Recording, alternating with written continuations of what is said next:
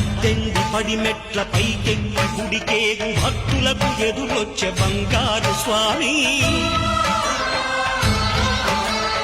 ఇరుముడులు స్పృశించి శుభమును దీవించి జన బృందముల చేర జగమేడు స్వామి.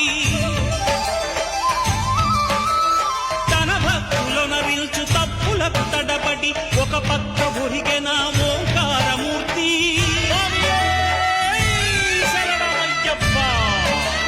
స్వాములందరూ తనకు సాయము కాగా ధీమంతుడై లేచే ఆ కన్య స్వామి. పట్టబంధము వీడి భక్తతతికై పరుగు పరుగున వచ్చే భూమిపై